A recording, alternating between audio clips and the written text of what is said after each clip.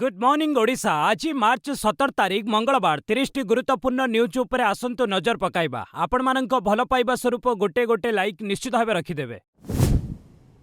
राज्यसभा निर्वाचन जितिले मनमोहन, सुजित, संतृप्त और दिलीप। ओडिशार 4 राज्यसभा आसन पर सोमवार सकाळ 9 मतदान आरंभ होइतिला।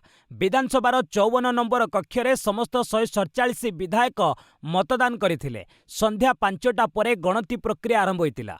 प्रथम पसंद भोट गणति जना पड़ा बीजेपी दलीय प्रार्थी मनमोहन को 35 खंड और सुजित को भी 35 खंड भोट मिली। सेहीपरि बीजेडी प्रार्थी संतृप्त पाइले 31 भोट। प्रथम पसंद भोट्रे विरोधी दलर मिलित प्रार्थी दत्तेश्वर बीजेपी समर्थन में लढ़ुवा स्वाधीन प्रार्थी दिलीप को भोट सामान होगला। उभय को 23 लेखाएं भोट मिला। सुजित और मनमोहन को मिलिथिबा भोट्रु द्वितीय पसंद भोटर गणति है। ଏହି ଗଣତି ପରେ मनमोहन, सुजित, संतृप्तଙ୍କ सह दिलीप भी राज्यसभा को निर्वाचित होइछन्ति। राज्यसभा भोट्रे 11 विधायक कले क्रॉस वोटिंग। राज्यसभा निर्वाचन पर बीजेपी, बीजेडी और कांग्रेस हुईप जारी करथिले। एहा सत्ते 11 जन विधायक क्रॉस वोटिंग करिसन्ति। कांग्रेसर मोहना विधायक दाशरथी गमांग, सानखेमुंडी विधायक तथा कांग्रेसर गंजाम जिला सभापति रमेश जेना और कटक बारवाटी विधायिका सोफिया फिरदौस क्रॉस वोटिंग करथिले। बीजेडी निलंबित होइतिबा चंपुआ विधायक सनातन महाकुड़ू, पाटकुरा विधायक अरविंद महापात्र मध्य क्रॉस वोटिंग करथिले। बीजेडी बालीगुड़ा विधायक चक्रमणि कहर, तिर्तोल विधायक रमाकांत भोई, चौदार विधायक सौभिक विश्वाल, बांकी विधायक देवीरंजन त्रिपाठी, जयदेव विधायक नवकिशोर मल्लिक एवं बस्ता विधायिका सुबासिनी जेना क्रॉस वोटिंग करथिबा जणा पड़िछि। ओडिशा दे जीव 522 kilometre high speed corridor. Kharagpur, टांगी, विशाखापाटना, विजयवाड़ा को संजोग करने को जाउछि सुदीर्घ हाई स्पीड तथा ग्रीनफिल्ड कॉरिडोर। एही प्रकल्प मध्यरे केवल ओडिशा मध्यरे 522 किलोमीटर दीर्घ हाई स्पीड तथा ग्रीनफिल्ड कॉरिडोर निर्माण हेबो। एही हाई स्पीड कॉरिडोर 9 जिल्लार 27 सहर को जोड़िबो। एही कॉरिडोर मयूरभंज, केन्दुझर, ढेंकानाल, कटक, नयागढ़, गंजाम, गजपति, रायगड़ा और कोरापुट भली 9टी जिल्लार 27 सहर को संजोग करिबो। पश्चिमबंग, झारखंड, आंध्र प्रदेश और ओडिशा दे जाउथिबा 1102 किलोमीटर रास्तारू ओडिशा रे हेबाकु थिबा 522 किलोमीटर रास्ता संपूर्ण नूतन भावे निर्माण हेबो। एथिरो गंजाम जिल्ला रे 97 किलोमीटर, ढेंकानाल रे 88 किलोमीटर, मयूरभंज और केन्दुझर रे 86 किलोमीटर और रायगड़ा जिल्ला रे 53 किलोमीटर रास्ता निर्मित हेबो। केंद्र साहित्य एकाडेमी पुरस्कार पाइबे कवि गिरिजा कुमार बलियार सिंह। राज्यर विशिष्ट कवि गिरिजा बलियार सिंह पाइबे केंद्र साहित्य एकाडेमी 2025 पुरस्कार। कविता विभाग पर से मनोनीत होइचंती। 2020 मसीह प्रकाशित कविता संस्कलन पादपूरण तांकु ही सम्मान मिलिबो। केंद्र साहित्य एकाडेमी पक्षरु ओडिया समेत 24टी भाषा पई एही पुरस्कार घोषणा करा जायछि। 2025 वर्ष पई 8टी कविता संकलन, 4टी उपन्यास, 2टी प्रबंध, गोटिए साहित्य समालोचना, गोटिए आत्मजीवनी और 2टी आत्म अनुभूति पुरस्कार पई योग्य विवेचित होइचंती। पुरस्कार भाबे उत्तरीय ओपढैकन एवं 1 लाख टंका लेखाय मिलिबो। मार्च 31 तारिख रे नुआ दिल्ली रे पुरस्कार समारोह अनुष्ठित हेबो। कॉमन पीजी एंट्रांस टेस्ट आवेदन समय सीमा मार्च 18 को वृद्धि। राज्य उच्च शिक्षा विभाग निष्पत्ति अनुसार कॉमन पीजी एंट्रांस टेस्ट बा सीपीईटी पई आवेदन समय सीमा वृद्धि करा जायछि। एही अवधि को मार्च 18 तारिख पर्यंत वृद्धि करा जायछि। सीपीईटी पई आग्रही छात्र छात्री माने मार्च 18 राति 11:45 सुधा आवेदन करि परिबे। सेमाने साम्स पोर्टाल ले कॉमन एप्लिकेशन फॉर्म पूरण करि परिबे। पूर्वरु एही अवधि मार्च 15 तारिख रहितिला। 2026-27 रे स्नातकोत्तर पाठ्यक्रम रे एडमिशन पई छात्र छात्री को सीपीईटी देबाकू पड़िबो। एप्रिल 27 तारिख रु मे 10 तारिख मध्य विभिन्न स्नातकोत्तर विषय पर परीक्षा अनुष्ठित हेबो। उल्लेखयोग्य, जुलाई 10 तारिख सुधा समस्त महाविद्यालय और विश्वविद्यालय रे स्नातकोत्तर पाठ्यक्रम रे पाठपढ़ा आरंभ पर लक्ष्य रही। राज्य में कालवैशाखी संभावना, मयूरभंज समेत विभिन्न जिला को ऑरेंज वार्निंग। भारतीय पाणीपाग विभाग पक्षर ओडिशा रे कालवैशाखी नहीं सतर्कता जारी करा जायछि। आगामी 24 घंटा मध्य मयूरभंज जिले में वज्रपात, कुआपथर माड़ सह 50 ରୁ 60 किलोमीटर बेगर झड़ पवन बहिबार संभावना थिबारु एठारे ऑरेंज वार्निंग जारी होईछि। सेहीपरि केन्दुझर, बालेश्वर, जगतसिंहपुर और पुरी जिला पाई मध्य ऑरेंज अलर्ट दिया जायथिबा बेले खोर्धा और कटक समेत 15टी जिला को येलो वार्निंग जारी करा जायछि। आज उत्तर ओडिशा उपकूल रे समुद्र अशांत रहिबा सह 40 ରୁ 50 किलोमीटर ବେଗରେ ପବନ ବହିବ। ତେଣୁ ମତ୍ସ୍ୟଜୀବୀମାନଙ୍କୁ ସମୁଦ୍ର ଭିତରକୁ ଯିବାକୁ ବାରଣ କରାଯାଇଛି। ଖରାପ ପାଗ ବେଳେ ଲୋକଙ୍କୁ ଘର ଭିତରେ ସୁରକ୍ଷିତ ରହିବାକୁ ପରାମର୍ଶ ଦିଆଯାଇଛି। ଆସନ୍ତା 4 ରୁ 5 ଦିନ ପର୍ଯ୍ୟନ୍ତ ରାଜ୍ୟର ତାପମାତ୍ରାରେ ବିଶେଷ ପରିବର୍ତ୍ତନ ହେବାର ସମ୍ଭାବନା ନାହିଁ ବୋଲି ପାଣିପାଗ କେନ୍ଦ୍ର ସୂଚନା ଦେଇଛି। ହୋର୍ମୁଜକୁ ଯୁଦ୍ଧ ଜାହାଜ ପଠାଇବେନି ବ୍ରିଟେନ୍ ଅଷ୍ଟ୍ରେଲିଆ। ହୋର୍ମୁଜ ପ୍ରଣାଳୀରେ ଯୁଦ୍ଧ ଜାହାଜ ମୁତୟନ ପାଇଁ ଆମେରିକା ରାଷ୍ଟ୍ରପତି ଡୋନାଲ୍ଡ ଟ୍ରମ୍ପ କରିଥିବା ଅନୁରୋଧକୁ ଅଷ୍ଟ୍ରେଲିଆ, ଜାପାନ, ଜର୍ମାନୀ ଓ ଗ୍ରୀସ୍ ଅଗ୍ରାହ୍ୟ କରିଦେଇଛନ୍ତି। ସେମାନେ କୌଣସି ମତେ ନିଜ ନୌସେନା ସମ୍ପତ୍ତିକୁ ହୋର୍ମୁଜରେ ବ୍ୟବହାର ହେବାକୁ ଦେବେ ନାହିଁ ବୋଲି ରୋକଠୋକ କହିଦେଇଛନ୍ତି। ଏମିତିକି ଯୁଦ୍ଧରେ ବି ସାମିଲ ହେବେ ନାହିଁ। ସହଯୋଗୀ ଦେଶଗୁଡ଼ିକ ସାଥ ଦେଉନଥିବାରୁ ଟ୍ରମ୍ପଙ୍କ ଅଡୁଆ ବଢ଼ିଯାଇଛି। ଅଷ୍ଟ୍ରେଲିଆର କ୍ୟାବିନେଟ୍ ମନ୍ତ୍ରୀ କ୍ୟାଥେରାଇନ୍ କିଙ୍ଗ କହିଛନ୍ତି, ହୋର୍ମୁଜ ଜଳମାର୍ଗ ଖୋଲିବା ଜରୁରୀ, କିନ୍ତୁ ଆମେ ଯୁଦ୍ଧରେ ସାମିଲ ହେବୁ ନାହିଁ। ଦକ୍ଷିଣ କୋରିଆ କହିଛି, ଆମେ ୱାଶିଂଟନ ସହ ଏ ବାବଦରେ ଭଲ ଭାବେ ଆଲୋଚନା କରିବା ପରେ ଯାଇ କୌଣସି ସିଦ୍ଧାନ୍ତରେ ପହଞ୍ଚି ପାରିବୁ। ବ୍ରିଟେନ୍ କୂଟନୈତିକ ଉପାୟରେ ପଦକ୍ଷେପ ନେବା ପାଇଁ ସଂକେତ ଦେଇଛି। କାତାରରୁ ଗ୍ୟାସ୍ ଧରି ମୁନ୍ଦ୍ରାରେ ପହଞ୍ଚିଲା ଭାରତୀୟ ଜାହାଜ। ଆମେରିକା, ଇସ୍ରାଏଲ ଓ ଇରାନ ମଧ୍ୟରେ ଜାରି ରହିଥିବା ଯୁଦ୍ଧ ଭିତରେ ଏଲ୍‌ପିଜି କ୍ୟାରିୟର ଜାହାଜ ଶିବାଲିକ୍ କାତାରରୁ ଗ୍ୟାସ୍ ଧରି ଭାରତରେ ପହଞ୍ଚିଛି। ସୋମବାର ଅପରାହ୍ନ 5ଟାରେ ଏହା ଗୁଜରାଟର ମୁନ୍ଦ୍ରା ବନ୍ଦରରେ ଲାଗିଛି। ଗତ 14 ତାରିଖରେ ଏହା ହୋର୍ମୁଜ ପ୍ରଣାଳୀ ଅତିକ୍ରମ କରି ଭାରତ ଅଭିମୁଖେ ଆସିଥିଲା। ମଧ୍ୟପ୍ରାଚ୍ୟରେ ଲାଗି ରହିଥିବା ଯୁଦ୍ଧ ଭିତରେ ଭାରତରେ ଏହା ପହଞ୍ଚିବାରେ ପ୍ରଥମ ଏଲ୍‌ପିଜି ଜାହାଜ। ଶିବାଲିକ୍ରେ ପ୍ରାୟ 46,000 ମେଟ୍ରିକ୍ ଟନ୍ ଏଲ୍‌ପିଜି ରହିଛି, ଯାହାକି 32.4 ଲକ୍ଷ ଘରୋଇ ଉପଭୋକ୍ତାଙ୍କ ଆବଶ୍ୟକତା ପୂରଣ କରିପାରିବ। କେନ୍ଦ୍ର ଜାହାଜ ଚଳାଚଳ ମନ୍ତ୍ରଣାଳୟ ସୂଚନା ଅନୁସାରେ ଆଉ 2ଟି ଜାହାଜ ଭାରତ ଆସୁଛି। ଆଜି ସେମାନେ ପହଞ୍ଚିବେ। ପ୍ରଥମ ଜାହାଜ ନନ୍ଦା ଦେବୀ 46,000 ଟନ୍ ଏଲ୍‌ପିଜି ଓ ଦ୍ୱିତୀୟ ଜାହାଜ ଜଗ୍ ଲାଡକି 81,000 ଟନ୍ ଔଷଧିତ ତୈଳ ଆଣି ଆସୁଛି। ବର୍ତ୍ତମାନ ହୋର୍ମୁଜ ପ୍ରଣାଳୀର ପଶ୍ଚିମରେ ପାରସ୍ୟ ଉପସାଗରରେ ଆହୁରି 22ଟି ଭାରତୀୟ ଜାହାଜ ଓ 611 ଜଣ ନାବିକ ଅଛନ୍ତି।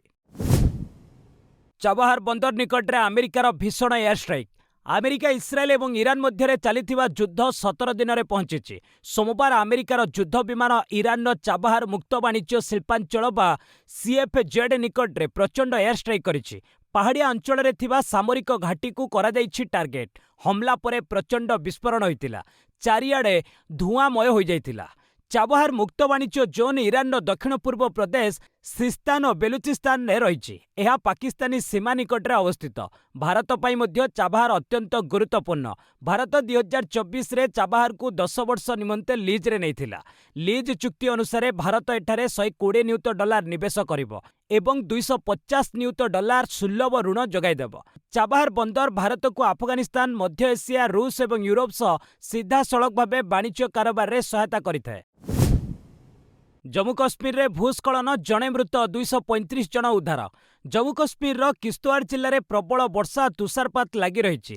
ଜିଲ୍ଲାର ଦାଙ୍ଗଡୁରୁ ନିକଟରେ ଥିବା ଜଳବିଦ୍ୟୁତ ପ୍ରକଳ୍ପ ଅଞ୍ଚଳରେ ଭୂସ୍ଖଳନ ହେବାରୁ ଜଣେ ବ୍ୟକ୍ତି ପ୍ରାଣ ହରାଇଛନ୍ତି। ଅନ୍ୟ ଜଣଙ୍କୁ ଗୁରୁତର ଅବସ୍ଥାରେ ଡାକ୍ତରଖାନାକୁ ସ୍ଥାନାନ୍ତର କରାଯାଇଛି। ତୁଷାରପାତ ମଧ୍ୟରେ ସିନ୍ଥନ ପାହାଡ଼ ଶୀର୍ଷରେ ଫସି ରହିଥିବା 235 ଜଣଙ୍କୁ ଉଦ୍ଧାର କରାଯାଇଛି। ଏମାନଙ୍କ ମଧ୍ୟରେ ଅନେକ ମହିଳା ଓ ଶିଶୁ ରହିଛନ୍ତି। ସିନ୍ଥନ ପାହାଡ଼ ଶୀର୍ଷ କିସ୍ତୱାରକୁ ଦକ୍ଷିଣ କାଶ୍ମୀର ସହ ସଂଯୋଗ କରିଥାଏ। ଏଠାକୁ ଦୈନିକ ବହୁ ସଂଖ୍ୟକ ପର୍ଯ୍ୟଟକ ବୁଲିବାକୁ ଯାଇଥାନ୍ତି। ପ୍ରାୟ 235 ଜଣ ପର୍ଯ୍ୟଟକ ଯାଇଥିବା 38ଟି ଗାଡ଼ି ବରଫ ମଧ୍ୟରେ ଫସି ଯାଇଥିଲା। ଖବର ପାଇ ସେନା ଯବାନ, ପୁଲିସ ଓ ସ୍ଥାନୀୟ ପ୍ରଶାସନ ସେଠାରେ ପହଞ୍ଚି ଲୋକଙ୍କୁ ଉଦ୍ଧାର କରିବାରେ ସଫଳ ହୋଇଥିଲେ। 10 କୋଟିର ମାନହାନି ମାମଲା କଲେ ହରଦୀପ ପୁରୀଙ୍କ ଝିଅ। କେନ୍ଦ୍ରମନ୍ତ୍ରୀ ହରଦୀପ ସିଂ ପୁରୀଙ୍କ ଝିଅ ହିମାୟନୀ ପୁରୀ କେତେକ ସୋସିଆଲ ମିଡିଆ ପ୍ଲାଟଫର୍ମ ଓ ଅଜ୍ଞାତ ବ୍ୟକ୍ତିଙ୍କ ବିରୋଧରେ ଦିଲ୍ଲୀ ହାଇକୋର୍ଟରେ 10 କୋଟି ଟଙ୍କାର ମାନହାନି ମାମଲା ଦାୟର କରିଛନ୍ତି। ଏଥିସହ ତାଙ୍କ ନାମରେ ସୋସିଆଲ ମିଡିଆରେ ପ୍ରସାରିତ ଆପତ୍ତିଜନକ ବିଷୟବସ୍ତୁ ହଟାଇବାକୁ ନିର୍ଦ୍ଦେଶ ଦେବା ଲାଗି ଅନୁରୋଧ କରିଛନ୍ତି। ହିମାୟନୀ ଦର୍ଶାଇଛନ୍ତି, ଇଣ୍ଟରନେଟ୍ରେ କିଛି ପୋଷ୍ଟ, ଭିଡିଓ, ଖବରରେ ତାଙ୍କୁ ଆମେରିକାର ଜନ ଅପରାଧୀ ଜେଫ୍ରି ଏପଷ୍ଟିନ୍ ଓ ତାଙ୍କ ନେଟୱାର୍କ ସହ ଯୋଡ଼ାଯାଇ ପ୍ରସାରଣ କରାଯାଉଛି। ଏହା ସମ୍ପୂର୍ଣ୍ଣ ମିଥ୍ୟା ଓ ଦୁର୍ଭାଗ୍ୟପୂର୍ଣ୍ଣ। Social media company X, Meta, Google, ଲିଙ୍କଡଇନ୍‌କୁ ଏସବୁ ଆପତ୍ତିଜନକ ଓ ମାନହାନି ସୂଚକ ତଥ୍ୟ ପ୍ରସାରଣ ଉପରେ ରୋକ ଲଗାଇବାକୁ ନିର୍ଦ୍ଦେଶ ଦେବାକୁ ସେ ଅନୁରୋଧ କରିଛନ୍ତି। ହିମାୟନୀ ଅଭିଯୋଗ କରିଛନ୍ତି ଯେ ଗତ ଫେବୃଆରୀ 22 ତାରିଖରୁ ତାଙ୍କ ବିରୋଧରେ ସୋସିଆଲ ମିଡିଆରେ ଏଭଳି ଅନେକ ଖବର ପ୍ରସାରଣ କରାଯାଉଛି। ପଶ୍ଚିମବଙ୍ଗ ପାଇଁ ବିଜେପି ଘୋଷଣା କଲା 144 ଜଣିଆ ତାଲିକା। ପଶ୍ଚିମବଙ୍ଗ ବିଧାନସଭା ନିର୍ବାଚନ ଲାଗି ବିଜେପି ସୋମବାର ପ୍ରଥମ ପର୍ଯ୍ୟାୟ ପ୍ରାର୍ଥୀ ତାଲିକା ପ୍ରକାଶ କରିଛି। ଏଥିରେ 144 ଜଣ ହେଭିୱେଟ୍‌ଙ୍କ ନାମ ରହିଛି। ବିଧାନସଭାରେ ବିରୋଧୀ ଦଳ ନେତା ଶୁଭେନ୍ଦୁ ଅଧିକାରୀଙ୍କୁ ନନ୍ଦୀଗ୍ରାମ ଏବଂ ଭବାନୀପୁର ଆସନରୁ ଟିକେଟ୍ ଦେଇଛି ଦଳ। এই ଦୁଇଟି ଯାକ ଆସନ ମୁଖ୍ୟମନ୍ତ୍ରୀ ମମତା ବାନାର୍ଜୀଙ୍କର। ଏଭଳି ସ୍ଥଳେ ଏଠାରେ ଶୁଭେନ୍ଦୁ ମମତାଙ୍କ ମଧ୍ୟରେ ଟକ୍କର ହୋଇପାରେ। 2021 ବିଧାନସଭା ନିର୍ବାଚନରେ ନନ୍ଦୀଗ୍ରାମ ଆସନରେ ଶୁଭେନ୍ଦୁ ଅଧିକାରୀ ମମତା ବାନାର୍ଜୀଙ୍କୁ ପରାସ୍ତ କରିଥିଲେ। ନନ୍ଦୀଗ୍ରାମରୁ ହାରିବା ପରେ ମମତା ଭବାନୀପୁରରୁ ଉପନିର୍ବାଚନ ଜିତିଥିଲେ। ଭବାନୀପୁର ଆସନ ଟିଏମସିର ମଜବୁତ ଗଡ଼ ଭାବେ ପରିଚିତ। 2011ରୁ 2021 ଯାଏ ମମତା ଲଗାତାର ସେଠାରୁ ବିଧାୟକ ରହିଥିଲେ। ପଶ୍ଚିମବଙ୍ଗର 294ଟି ଆସନରେ ଦୁଇଟି ପର୍ଯ୍ୟାୟରେ ଏପ୍ରିଲ 23 ଓ 29 ତାରିଖରେ ଭୋଟିଂ ହେବ। ମେ 4ରେ ଫଳାଫଳ ସାମ୍ନାକୁ ଆସିବ। ନିର୍ବାଚନ କମିଶନଙ୍କ କାର୍ଯ୍ୟାନୁଷ୍ଠାନ ହଟିଲେ ପଶ୍ଚିମବଙ୍ଗ ମୁଖ୍ୟ ସଚିବ। ପଶ୍ଚିମବଙ୍ଗ ବିଧାନସଭା ନିର୍ବାଚନ ଲାଗି ରବିବାର ତାରିଖ ଘୋଷଣା ହେବା ପରେ ନିର୍ବାଚନ ଆୟୋଗ ରାଜ୍ୟର ମୁଖ୍ୟ ସଚିବଙ୍କ ସମେତ 6 ଜଣ ବରିଷ୍ଠ ଅଧିକାରୀଙ୍କୁ ବଦଳି କରିଛନ୍ତି। ମୁଖ୍ୟ ସଚିବ ନନ୍ଦିନୀ ଚକ୍ରବର୍ତ୍ତୀଙ୍କୁ ପଦରୁ ହଟାଯାଇଛି। ତାଙ୍କ ସ୍ଥାନରେ 1993 ବ୍ୟାଚର ଆଇଏଏସ୍ ଦୁଷ୍ୟନ୍ତ ନାରିଆଲା ନୂଆ ମୁଖ୍ୟ ସଚିବ ନିଯୁକ୍ତ ହୋଇଛନ୍ତି। ଗୃହ ସଚିବ ଜଗଦୀଶ ପ୍ରସାଦ ମୀଣାଙ୍କର ମଧ୍ୟ ବଦଳି ହୋଇଛି। ତାଙ୍କ ସ୍ଥାନରେ 1997 ବ୍ୟାଚର ଆଇଏଏସ୍ ଅଧିକାରୀ ସଂଘମିତ୍ରା ଘୋଷ ଗୃହ ସଚିବ ହୋଇଛନ୍ତି। ଏଥିସହ ପୁଲିସ ବିଭାଗରେ ମଧ୍ୟ ବଡ଼ ପରିବର୍ତ୍ତନ କରାଯାଇଛି। ପୀୟୁଷ ପାଣ୍ଡେଙ୍କ ସ୍ଥାନରେ ସିଦ୍ଧନାଥ ଗୁପ୍ତାଙ୍କୁ ଡିଜିପି କରାଯାଇଛି। କୋଲକାତା ପୁଲିସ କମିଶନର, ସୁଧାର ସେବା ମହାନିର୍ଦ୍ଦେଶକ, ଅତିରିକ୍ତ ପୁଲିସ ମହାନିର୍ଦ୍ଦେଶକଙ୍କୁ ମଧ୍ୟ ବଦଳି କରାଯାଇଛି। କେରଳ ଭୋଟ ପାଇଁ 47 ଜଣିଆ ତାଲିକା ପ୍ରକାଶ କଲା ବିଜେପି। ପଶ୍ଚିମବଙ୍ଗ ସହ ବିଜେପି ସୋମବାର କେରଳ ବିଧାନସଭା ନିର୍ବାଚନ ଲାଗି ମଧ୍ୟ ପ୍ରାର୍ଥୀ ତାଲିକା ପ୍ରକାଶ କରିଛି। ପ୍ରଥମ ପର୍ଯ୍ୟାୟରେ ମୋଟ 47 ଜଣ ପ୍ରାର୍ଥୀଙ୍କୁ ଟିକେଟ ମିଳିଛି। ରାଜ୍ୟ ବିଜେପି ଅଧ୍ୟକ୍ଷ ତଥା ପୂର୍ବତନ କେନ୍ଦ୍ରମନ୍ତ୍ରୀ ରାଜୀବ ଚନ୍ଦ୍ରଶେଖର ନେମମ ଆସନରୁ ଲଢ଼ିବେ। କେ ସୁରେନ୍ଦ୍ରନଙ୍କୁ ମାନଜେଶ୍ୱର ଆସନରୁ ଟିକେଟ ମିଳିଛି। ପୂର୍ବତନ ମହିଳା ମୋର୍ଚ୍ଚା ଅଧ୍ୟକ୍ଷ ଶୋଭା ସୁରେନ୍ଦ୍ରନ ପାଲକଡ, ନବ୍ୟା ହରିଦାସ କୋଝିକୋଡ଼ ଉତ୍ତର, ପଦ୍ମଜା ବେନୁଗୋପାଳ ତ୍ରିଶୂର, ପୂର୍ବତନ କେନ୍ଦ୍ରମନ୍ତ୍ରୀ ଭି ମୁରଲୀଧରନ କାଝୋକୁଟମ୍, ପିସି ଜର୍ଜ ପୁଞ୍ଜରରୁ ଲଢ଼ିବେ। କେରଳର 140ଟି ଆସନରେ ଗୋଟିଏ ପର୍ଯ୍ୟାୟରେ ଏପ୍ରିଲ 9 ତାରିଖରେ ବିଧାନସଭା ନିର୍ବାଚନ ଅନୁଷ୍ଠିତ ହେବ। ମେ 4ରେ ଭୋଟ ଗଣତି କରାଯିବ। ରାଜ୍ୟରେ 2016 ମସିହାରୁ ପିନାରାଇ ବିଜୟନଙ୍କ ଅଧ୍ୟକ୍ଷତାରେ ଏଲ୍ଡିଏଫ୍ ସରକାର କ୍ଷମତାସୀନ ରହିଛି।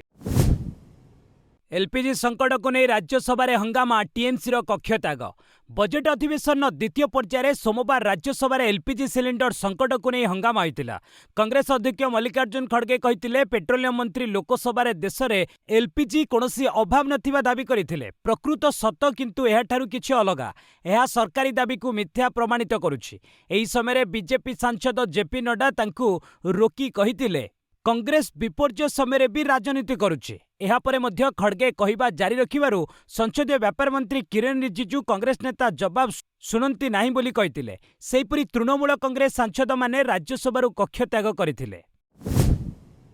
ଲଦାଖରେ ରାଜ୍ୟ ମାନ୍ୟତା ଦାବିରେ ବିଶାଳ ଶୋଭାଯାତ୍ରା, କାର୍ଗିଲ ବନ୍ଦ। ଲଦାଖକୁ ପୂର୍ଣ୍ଣାଙ୍ଗ ରାଜ୍ୟ ପାହ୍ୟା ଏବଂ ସମ୍ବିଧାନର 6ଠ ଅନୁସୂଚୀରେ ସାମିଲ କରିବା ଦାବିରେ ଲେହ ଆପେକ୍ସ ବଡି ଓ କାର୍ଗିଲ ଡେମୋକ୍ରାଟିକ୍ ଆଲାଏନ୍ସ ପକ୍ଷରୁ ସୋମବାର ଲେହରେ ଏକ ବିଶାଳ ଶୋଭାଯାତ୍ରା ଅନୁଷ୍ଠିତ ହୋଇଛି। ଏହି ଡାକରାକୁ ସମର୍ଥନ ଜଣାଇ କାର୍ଗିଲ ଓ ଦ୍ରାସରେ ସମ୍ପୂର୍ଣ୍ଣ ବନ୍ଦ ପାଳନ କରାଯାଇଛି। ଗତବର୍ଷ ସେପ୍ଟେମ୍ବର ମାସର ହିଂସା ପରେ ଏହା ଥିଲା ପ୍ରଥମ ବଡ଼ ରାଲି। ବିଶିଷ୍ଟ ଜଳବାୟୁ କର୍ମୀ ସୋନମ ୱାଙ୍ଗଚୁକଙ୍କୁ ଏନ୍ଏସ୍ଏ ଅଟକରୁ ମୁକ୍ତ କରାଯିବାର ମାତ୍ର 2 ଦିନ ପରେ ଏହି ଶାନ୍ତିପୂର୍ଣ୍ଣ ରାଲି ଆୟୋଜିତ ହୋଇଛି। ଏଥିରେ ମହିଳାମାନଙ୍କ ସମେତ ବହୁ ସଂଖ୍ୟକ ଲୋକ ସାମିଲ ହୋଇଥିଲେ। ସହରରେ ଶାନ୍ତି ଶୃଙ୍ଖଳା ବଜାୟ ରଖିବାକୁ କଡ଼ା ସୁରକ୍ଷା ବ୍ୟବସ୍ଥା ଗ୍ରହଣ କରାଯାଇଥିଲା। ପ୍ରଶାସନର କଟକଣା ସତ୍ତ୍ୱେ ବହୁ ସଂଖ୍ୟାରେ ଲୋକ ଏକାଠି ହୋଇଥିବାରୁ ଲ୍ୟାବ୍ ସହ ଅଧ୍ୟକ୍ଷ ଚେରିଂ ଦୋର୍ଜେ ଲଦାଖବାସୀଙ୍କୁ ଧନ୍ୟବାଦ ଜଣାଇଛନ୍ତି। ଏପ୍ରିଲରୁ କମିବ ଡେବିଟ୍ ଓ କ୍ରେଡିଟ୍ କାର୍ଡରେ ମାଗଣା ଏୟାରପୋର୍ଟ ଲାଉଞ୍ଜ ସୁବିଧା। ଏପ୍ରିଲ 2026ରୁ ଭାରତରେ ବିଭିନ୍ନ ଡେବିଟ୍ ଓ କ୍ରେଡିଟ୍ କାର୍ଡରେ ଉପଲବ୍ଧ ଥିବା ମାଗଣା ଏୟାରପୋର୍ଟ ଲାଉଞ୍ଜ ଆକ୍ସେସ୍ ସୁବିଧା ସୀମିତ ହେବାକୁ ଯାଉଛି। ବ୍ୟାଙ୍କଗୁଡ଼ିକ ଖର୍ଚ୍ଚ କମାଇବା ପାଇଁ ଏହି ସୁବିଧାର ନିୟମ କଡ଼ାକଡ଼ି କରୁଛନ୍ତି। ଏନ୍ପିସିଆଇର ନୂତନ ନିୟମ ଅନୁଯାୟୀ ଏପ୍ରିଲ 1ରୁ ରୂପେ ପ୍ଲାଟିନମ୍ ଡେବିଟ୍ କାର୍ଡରେ ଲାଉଞ୍ଜ ସୁବିଧା ସମ୍ପୂର୍ଣ୍ଣ ରୂପେ ବନ୍ଦ ହୋଇଯିବ। ପିଏନ୍ବି ଓ ଏଚ୍ଡିଏଫ୍ସି ସମେତ ଅନେକ ବ୍ୟାଙ୍କ ଗ୍ରାହକମାନଙ୍କୁ ଏନେଇ ସୂଚନା ଦେଇସାରିଛନ୍ତି। ଅନ୍ୟପକ୍ଷରେ ରୂପେ ସିଲେକ୍ଟ କାର୍ଡଧାରୀମାନେ ଏକ ନିର୍ଦ୍ଦିଷ୍ଟ ସୀମା ଯେପରିକି ତ୍ରୈମାସିକ 5,000 ଟଙ୍କା ଖର୍ଚ୍ଚ କଲେ ହିଁ ଏହି ସୁବିଧା ପାଇପାରିବେ। କେବଳ ଡେବିଟ୍ କାର୍ଡ ନୁହେଁ, କ୍ରେଡିଟ୍ କାର୍ଡ ନିୟମରେ ମଧ୍ୟ ପରିବର୍ତ୍ତନ ଆସୁଛି। ଏପ୍ରିଲ 12ରୁ ଆକ୍ସିସ୍ ବ୍ୟାଙ୍କ ମଧ୍ୟ ନିଜର ଏୟାରଟେଲ୍ ଆକ୍ସିସ୍ କ୍ରେଡିଟ୍ କାର୍ଡରେ ମିଳୁଥିବା ମାଗଣା ଲାଉଞ୍ଜ ଭିଜିଟ୍ ସୁବିଧାକୁ ବନ୍ଦ କରିବା ସହ ରିୱାର୍ଡ ନିୟମରେ ପରିବର୍ତ୍ତନ କରିବାକୁ ଘୋଷଣା କରିଛି। ଫେବୃଆରୀରେ 11% ବଢ଼ିଲା ରପ୍ତାନି। फेब्रुआरी मासरे देशर मोट रप्तानी 11.05% वृद्धि होई 76.13 बिलियन डॉलर छुईंची। सेहिभଳି 2025-26 एप्रिल फेब्रुआरी अवधि रे ଏହା 790.86 बिलियन डॉलर रहिछि। 2025-26 समान अवधि रे ଏହା 747.58 बिलियन डॉलर स्तर रे थिला। एहाकु देखिले रप्तानी 5.79% वृद्धि होइतिबा वाणिज्य ओ उद्योग मंत्रणालय डाटारु जणा पड़िछि। फेब्रुआरी रे 36.61 बिलियन डॉलर रो मर्चेंडाइज रप्तानी होइछि। एप्रिल फेब्रुआरी अवधि रे ଏହା 402.93 बिलियन डॉलर रहिछि। पूर्व अवधि तुलन में एथिरे 1.84% वृद्धि परिलक्षित होइछि। चलित वर्ष फेब्रुआरी रे सेवा क्षेत्र रप्तानी रहिछि 39.53 बिलियन डॉलर। एही अवधि रे engineering, electronics, organic, inorganic, chemicals, James and jewellery, मांस, दुग्ध जातीय सामग्री रप्तानी उन्नत रहितिबा सूचना मिलिछि। फोर्ब्स तालिका वर्षकरे भारत में बढ़िले 24 अरबपति। प्रकाश पाइछि फोर्ब्स विश्व अरबपति तालिका 2026। एथर देश में जोड़ी हो जाइछन्ति 24 नुआ अरबपति। फलरे एमानंक संख्या बढ़ी होइछि 229। Mittal company Arcelor Mittal share रे 80% रु अधिक वृद्धि घटिबा द्वारा तांको मोट संपत्ति 31 बिलियन डॉलर बा 2.87 लाख कोटी टंकारे पहुंची जाइछि। भारतर धनी तालिका रे प्रथम स्थान रे रहिचन्ति मुकेश अंबानी। तांको मोट संपत्ति रहिछि 9.23 लाख कोटी टंका। सेहिभଳି 5.91 लाख कोटी संपत्ति सह द्वितीय स्थान रे अछन्ति गौतम अदानी। 2025 रे यह थिला 8.52 लाख कोटी। तृतीय स्थान रे ओपी जिंदल ग्रुप रो अध्यक्षा सावित्री जिंदल रहिचन्ति। से भारत रे सबुठारु धनी महिला। समग्र तालिका रे 20 भारतीय महिला अरबपति सामिल होइचन्ति। कोटक महिंद्रा बैंक रो प्रतिष्ठाता उदय कोटक एवं पेटीएम सह प्रतिष्ठाता विजय शेखर शर्मा मध्य तालिका रे अछन्ति। युद्ध भय हजार नियुतपति दुबई छाड़िले। मध्यप्राच्य अशांति मध्य दुबई रे धन कुबेर माने आतंकित हो पड़िछन्ति। एकदा विलास जीवन प्रतीक भावे गणा जाउथिबा दुबई एकदा विलास जीवनर प्रतीक भावे गणा जाउथिला दुबई। एठारे रहिबाकू सेमाने आउ सुरक्षित मणुनाहांती। अधिकांश ओमान राजधानी मस्कट देई लंडन एवं अन्य यूरोपीय सहर गुड़िक पलाई जाउछन्ति। दैनिक मस्कट विमान बंदररू पाखापाखि 30 घरोई जेट एवं चार्टर्ड फ्लाइट छाड़ुछि। प्रति विमान रे अन्यून्य 8 यात्री जाउछन्ति। एहा मध्यरे 1000 रु ऊर्ध्व धनी परिवार दुबई छाड़ी सारलेनी। 81,200 नियुतपति थिबा ई सहररू एक संगे एते मात्रा रे धनी पलायन करिबारु एहार अर्थव्यवस्था को बाधिबा आरंभ कलानी। तेबे विमान रे सीट पिछा प्राय 20,000 डॉलर बा 16 लाख टंका देबाकू पड़ुछि। सामयिक भावे स्थगित है फोनपे आईपीओ। विश्वस्तरीय भू राजनीतिक विवाद और बजार में देखा अस्थिरता को दृष्टि रखी डिजिटल पेमेंट कंपनी फोनपे निजर बहु प्रतीक्षित इनिशियल पब्लिक ऑफरिंग प्रक्रिया को सामयिक भावे स्थगित रखिछि। विश्व पुंजी बजार स्थिति स्वाभाविक हेबा परे ए लिस्टिंग प्रक्रिया पुणी थरे आरंभ हेबो बोली कंपनीर सीईओ समीर निगम सूचना दैछन्ति। पेटीएम परे फोनपे आईपीओ देशर द्वितीय बृहत्तम फिनटेक लिस्टिंग हेबो बोली आशा करा जाउथिला। तेबे विश्वस्तरीय तिक्तता कारणरू वर्तमान भारतीय शेयर बजार अधिक अस्थिर रहिछि। बीएसई तथ्य अनुसार जनवरी रु मार्च 2026 मध्य लिस्टिंग होइतिबा 32टी आईपीओ मध्यरू प्राय 53% आईपीओ क्षति रे खोलिछन्ति। एमिति कि किछि शेयर 74% पर्यंत तळकू खसिछि। युद्ध जोगु आंतर्जातिक उड़ान रे यात्री संख्या 5.8% ह्रास। मध्यप्राच्य रे भयंकर युद्ध लागि रहितिबारु एहार प्रभाव विमान यात्रा सेवा उपरे पड़िछि। अनेक देशर वायुसीमा बंद होइतिबा बेले विमान इंधन भी महंगा हो जाइछि। युद्ध पूर्व 15 दिन में भारत में दैनिक हाराहारी 5,08,525 जन विमान यात्रा करथिले। किंतु मार्च मासर प्रथम 15 दिन में एही संख्या 4,79,247 को खसी आसिथिला। तेणु तुलनात्मक भावे यात्री संख्यार 5.8% ह्रास पाई। आंतर्जातिक उड़ान में मध्य भारतर स्थिति तलकू खसी। युद्ध पूर्व दैनिक हाराहारी 1,21,144 जन आंतर्जातिक उड़ान करुथिबा बेले एहा 80,571 को ह्रास पाइथिला, अर्थात 33.5% ह्रास पाइथिला। एपरिकी मार्च 3 तारिख रे एही संख्या 62,212 को खसीथिला। फेब्रुआरी मासरे पाइकरी मुद्रास्फीति 2.13% छुईंची। यह 12 मासर सर्वोच्च स्तर। 2025 फेब्रुआरी रे पाइकरी मुद्रास्फीति 2.38% स्तर रे थिला। जनवरी मासरे यह 1.81% स्तर रे थिला। सेही भली डिसेंबर रे यह 0.83% स्तर रेकर्ड करा जायतिला। वाणिज्य मंत्रणालय पक्षरु 16 मार्च रे पाइकरी मुद्रास्फीति संपर्कित रिपोर्ट जारी करा जायतिला। विशेषज्ञ कहिसंती अमेरिका ईरान युद्ध लंबिले औषधित तेल दर बैरेल पिछा $150 जाए वृद्धि पाइपारे। यह द्वारा पेट्रोल डीजेल महंगा होइपारे, जार प्रभाव परिवहन उपरे पड़िबो। दैनंदिन व्यवहार आसुथिबा सामग्रीर दरदाम 2.21% रु वृद्धि होई 3.27% छुईंची। खाद्य पानीय सामग्री मुद्रास्फीति 1.41% रु वृद्धि होई 1.85%। तेल और शक्ति क्षेत्र में यह 3.87% एवं मैन्युफैक्चरिंग उत्पाद रे 2.92% रही। सेंसेक्स 938 और निफ्टी 257 पॉइंट ऊपर को उठिला। सोमवार शेयर बजार रे बड़ सुधार देखा मिली। सेंसेक्स 938 पॉइंट बढ़ी 75,502 रे एवं निफ्टी 257 पॉइंट वृद्धि पाई 23,408 रे बंद होईछि। हॉर्मुज प्रणाली दे जहाज गुड़िकर सुरक्षित यातायात पई ट्रंप प्रशासन आश्वासन परे बजार रे वृद्धि घटिछि। तेबे ईरान इस्राएल अमेरिका विवाद जोगु औषधित तैल दर वृद्धि एवं विदेशी निवेशकंक क्रमागत बिक्री कारणरू बजार रे एबे भी सतर्कता जारी रहिछि। सोमवार बजार रे 1410 शेयर लाभरे थिबा बेले 2772 टी क्षति सहिछि। ऑटो और बैंक सेक्टर रे वृद्धि घटिथिबा बेले फार्मा, ऑयल एंड गैस और मिड कैप और स्मॉल कैप सूचकांक तळकु खसिछि। आईपीएल धोनी खेलिबाकू उत्साहित सैमसन विश्वकप विजय को नहीं रखिले प्रतिक्रिया। आगामी आईपीएल सीजन में किंबदंती क्रिकेटर महेंद्र सिंह धोनी गोटे टीम रे खेलिबाकू नहीं भारतीय खेलाड़ी संजू सैमसन बेस उत्साहित अछंती। धोनी ड्रेसिंग रूम शेयर करबा और तांकोठारू क्रिकेट शिखिबा एक बड़ सुजोग हेबो बोली से कहचंती। एथिसह भारतर टी20 विश्वकप 2026 विजय उपरे प्रतिक्रिया दे सैमसन कहचंती जे विजय एबे भी तांको एक स्वप्न परि लागुछि।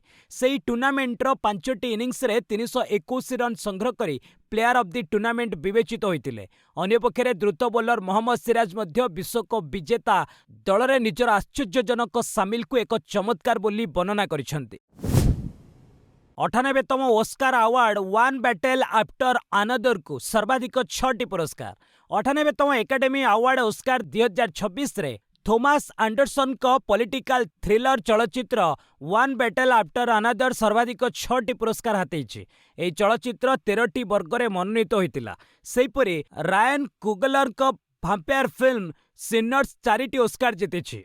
सिनर्स पई माइकेल बी जोर्डान श्रेष्ठ अभिनेता पुरस्कार जीतिथिबा बेले हामनेट पई जेसी बकली श्रेष्ठ अभिनेत्री विवेचित होइचंती। सेहीपरि सिनर्स रो ऑटम डुराल्ड प्रथम महिला भावे श्रेष्ठ सिनेमाटोग्राफी पुरस्कार जीति इतिहास रचिछंती। ऑस्कार इतिहास रे सप्तम थर पई बेस्ट लाइव एक्शन शॉर्ट वर्ग रे एक टाई देखिबाकू मिलिछि, जेउथिरे टू पीपुल एक्सचेंजिंग सालाइवा एवं दि सिंगर्स जुग्म विजेता होइचंती। अन्य पक्षरे 9टी नॉमिनेशन थाई मध्य बहुचर्चित फिल्म मार्टी सुप्रीम एवं कांस विजेता दि सीक्रेट एजेंट खाली हातरे फेरिछंती।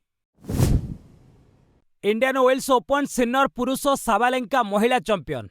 विश्वर 2 नंबर पुरुष खेलाड़ी इटालीर जानिक सिन्नर और विश्वर 1 नंबर महिला खेलाड़ी बेलारूसर अर्न्या साबालेंका चलित वर्ष इंडियन वेल्स ओपन चैंपियन हेबार गौरव अर्जन करिसेंती। उभय प्रथम थर এই टाइटल जितिबारे सफल होइचंती। पुरुष सिंगल्स फाइनल ले द्वितीय सीड सिन्नर सीधासळख 7-6 7-6 सेट रे रूसियार डानिल मेदवेदेव को परास्त करथिले। ए मैच जितिबा पई तांकू पाखापाखी 2 घंटा लागिथिला। महिला वर्ग फाइनल ले टॉप सीड साबालेंका 3-6 6-3 7-6 सेट रे तृतीय सीड काजाखस्तान एलेना रिबाकिना को परास्त करथिले। मैच जितिबा पई तांकू 2 घंटा 34 मिनिट लागिथिला। आईपीएल 2026 चेन्नास्वामी स्टेडियम रे खेला जीवो उद्घाटनी एवं फाइनल मैच। सरकारी विशेषज्ञ कमिटी अनुमोदन पर आईपीएल 2026 पे बेंगालुरु एम चेन्नास्वामी स्टेडियम को अनुमति मिली। मार्च 28 रे रॉयल चैलेंजर्स बेंगालुरु एवं सनराइजर्स हैदराबाद मध्य उद्घाटनी मैच एठारे खेला जीवो। एहा सह डिफेंडिंग चैंपियन आरसीबी एठारे गोटिए प्लेऑफ एवं फाइनल मैच आयोजन करिवो। आरसीबी निजर 5टी घरोई मैच चेन्नास्वामी रे ଓ ବାକି 2ଟି ମ୍ୟାଚ୍ ରାୟପୁରରେ ଖେଳିବ। ଗତବର୍ଷ ବିଜୟ ଉତ୍ସବ ବେଳେ ଦଳାଚକଟାରେ 11 ଜଣ ପ୍ରଶଂସକଙ୍କ ମୃତ୍ୟୁ ଘଟିଥିଲା। ତେଣୁ ସୁରକ୍ଷାକୁ ଦୃଷ୍ଟିରେ ରଖି ଷ୍ଟାଡିୟମରେ 6ଟି ନୂଆ ଗେଟ୍ ନିର୍ମାଣ ହୋଇଛି ଏବଂ ଡିଜିଟାଲ QR ଟିକେଟ୍ ବ୍ୟବସ୍ଥା କରାଯାଇଛି। ପ୍ରଶଂସକଙ୍କ ଯାତାୟତ ସୁବିଧା ପାଇଁ ମ୍ୟାଚ୍ ଦିନ ରାତି 1ଟାଏ ପର୍ଯ୍ୟନ୍ତ ମେଟ୍ରୋ ସେବା ଉପଲବ୍ଧ ହେବ ଏବଂ ମ୍ୟାଚ୍ ଟିକେଟ୍ ଥିଲେ ଦର୍ଶକମାନେ ମେଟ୍ରୋରେ ମାଗଣା ଯାତ୍ରା କରିପାରିବେ। ସାଇପ୍ରସ୍ ଯିବାକୁ ଚାହୁଁନାହାନ୍ତି ଭାରତୀୟ ଚେସ୍ ଖେଳାଳି। ସାଇପ୍ରସ୍ଠାରେ ଆସନ୍ତା 28ରୁ ଏପ୍ରିଲ 16 ତାରିଖ ପର୍ଯ୍ୟନ୍ତ କ୍ୟାଣ୍ଡିଡେଟ୍ସ 2026 ଟୁର୍ଣ୍ଣାମେଣ୍ଟ ଆୟୋଜିତ ହେବ। ପୁରୁଷ ବର୍ଗରେ ଭାରତୀୟ ଗ୍ରାଣ୍ଡମାଷ୍ଟର ଆର୍ ପ୍ରଜ୍ଞାନନ୍ଦା ଓ ମହିଳା ବର୍ଗରେ ଫିଡେ ବିଶ୍ୱକପ୍ ଚମ୍ପିୟନ ଦିବ୍ୟା ଦେଶମୁଖ, କୋନେରୁ ହମ୍ପି ଓ ଆର୍ ବୈଶାଳୀ ଭାଗ ନେବାକୁ ଯୋଗ୍ୟତା ଅର୍ଜନ କରିଛନ୍ତି। ମାତ୍ର ମଧ୍ୟପ୍ରାଚ୍ୟରେ ଲାଗି ରହିଥିବା ଯୁଦ୍ଧକୁ ନେଇ ଭାରତୀୟ ଖେଳାଳିମାନେ ସାଇପ୍ରସ୍ ଗସ୍ତ କରିବାକୁ ଚାହୁଁନଥିବା ଜଣାପଡ଼ିଛି। ଆମେରିକା, ଇସ୍ରାଏଲ ଓ ଇରାନ ମଧ୍ୟରେ ଯୁଦ୍ଧ ଲାଗି ରହିଛି। ଗତ 1 ତାରିଖରେ ସାଇପ୍ରସରେ ଥିବା ବ୍ରିଟିଶ ଏୟାର ବେସ୍ ଉପରେ ଏକ ଡ୍ରୋନ୍ ମାଡ଼ ହୋଇଥିଲା। ଏହି ଘଟଣା ପରଠୁ ଭାରତୀୟ ଖେଳାଳିମାନେ ସାଇପ୍ରସରେ ଖେଳିବାକୁ ଅମଙ୍ଗ ହୋଇଛନ୍ତି। କଟକ ଏସ୍ସିବି ମେଡିକାଲରେ ଅଗ୍ନିକାଣ୍ଡ, 11 ମୃତ, 5 ଗୁରୁତର। କଟକସ୍ଥିତ ଶ୍ରୀ ରାମଚନ୍ଦ୍ର ଭଞ୍ଜ ମେଡିକାଲ କଲେଜ ହସ୍ପିଟାଲରେ ରବିବାର ବିଳମ୍ବିତ ରାତିରେ ବଡ଼ ଧରଣର ଅଗ୍ନିକାଣ୍ଡ ହୋଇଛି। ମେଡିକାଲର ଟ୍ରମା ଆଇସିୟୁରେ ରାତି ପ୍ରାୟ 2:30 ବେଳେ ସର୍ଟ ସର୍କିଟ୍ ଯୋଗୁଁ ଅଗ୍ନିକାଣ୍ଡ ହୋଇଥିଲା। ପ୍ରଥମ ମହଲାରେ ଥିବା ଏହି ଆଇସିୟୁରେ ମୋଟ 23 ଜଣ ରୋଗୀ ଥିଲେ। ସେମାନଙ୍କ ମଧ୍ୟରୁ ଅନେକ ଅକ୍ସିଜେନ୍ ସପୋର୍ଟରେ ରହିଥିଲେ। ମେଡିକାଲ ନର୍ସ ଓ ଅନ୍ୟ କର୍ମଚାରୀମାନେ ରୋଗୀ ଓ ଆଟେଣ୍ଡାଣ୍ଟମାନଙ୍କୁ ତୁରନ୍ତ ବାହାରି ଯିବାକୁ ସହାୟତା କରିଥିଲେ। ଏହି ଅଘଟଣ ପରେ 11 ଜଣ ରୋଗୀଙ୍କ ମୃତ୍ୟୁ ହୋଇଛି ଏବଂ ଅନ୍ୟ 5 ଜଣଙ୍କ ଅବସ୍ଥା ଗୁରୁତର ରହିଛି। ମୁଖ୍ୟମନ୍ତ୍ରୀ ଭୋଟ ସମୟରେ ମେଡିକାଲ ପରିଦର୍ଶନ କରିବା ସହ ମୃତଙ୍କ ପରିବାର ପାଇଁ 25 ଲକ୍ଷ ଟଙ୍କା ଲେଖାଏଁ ସହାୟତା ଘୋଷଣା କରିଛନ୍ତି। ଘଟଣାର ବିଚାର ବିଭାଗୀୟ ତଦନ୍ତ ନିର୍ଦ୍ଦେଶ ଦିଆଯାଇଛି। ପ୍ରଧାନମନ୍ତ୍ରୀ ମୃତଙ୍କ ପରିବାର ପିଛା 2 ଲକ୍ଷ ଟଙ୍କା ଏବଂ ଆହତଙ୍କୁ 50,000 ଟଙ୍କା ସହାୟତା ପାଇଁ ନିର୍ଦ୍ଦେଶ ଦେଇଛନ୍ତି। ବସ୍ ଆଜି ପାଇଁ ଏଇଠି ରଖିବା। ପୁଣି ନେଇ ଆସିବି ଲେଟେଷ୍ଟ ଅପଡେଟ୍। ସେ ପର୍ଯ୍ୟନ୍ତ ବିଦାୟ ନେଉଛି। ଜୟ ହିନ୍ଦ, ଜୟ ଭାରତ।